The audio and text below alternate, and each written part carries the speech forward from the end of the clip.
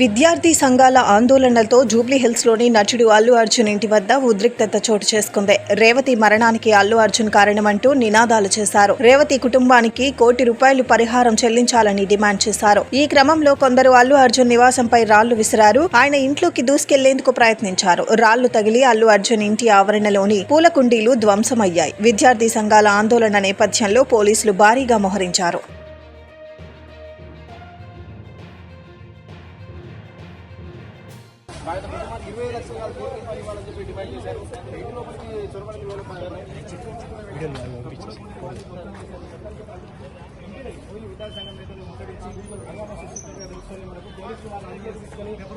Police station తరలించారు.